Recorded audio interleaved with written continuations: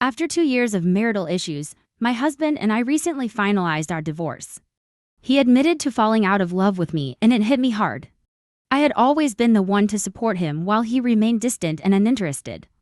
Despite the pain, I felt a sense of relief to be done with the constant troubles. I kept the house, which I had owned before we married, and he moved to a town nearby. Just a week after our divorce was finalized, I started hearing rumors that my ex was seeing someone new. People I had thought of as friends were excitedly sharing gossip about his new relationship and posting about it online.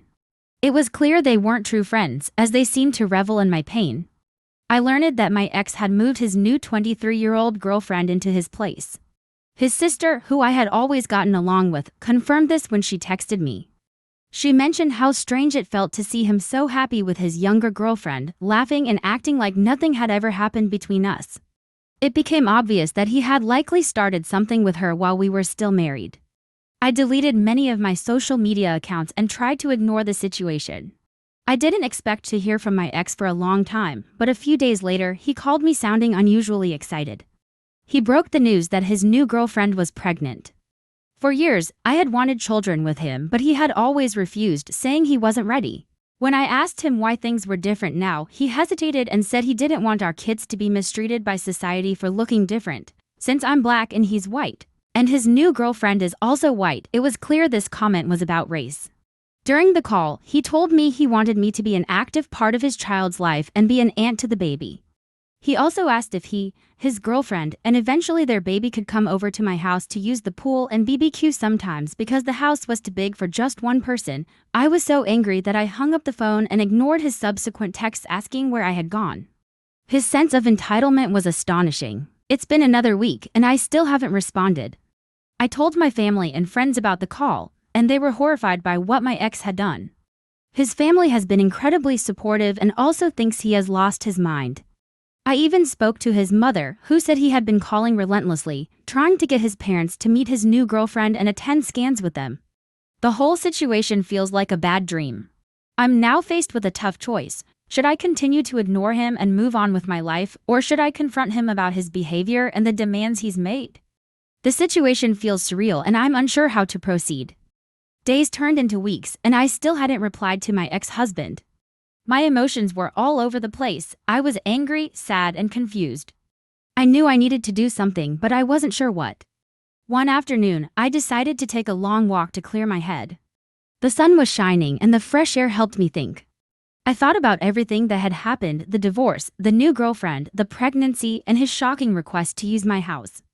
I knew I couldn't just ignore it forever. I needed to face him and set things straight. When I got back home, I sat down and wrote a letter. It was the best way for me to get my thoughts out without getting too emotional. In the letter, I told him how hurt and betrayed I felt. I explained that his request to use my house was out of line and that I needed time to heal and move on. I also mentioned that I wasn't ready to be a part of his new family's life. It was too soon, and it hurt too much.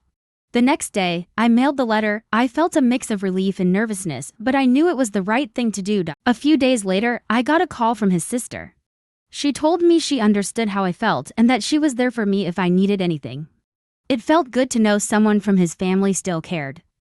Time passed and I slowly started to feel better. I focused on myself and did things that made me happy.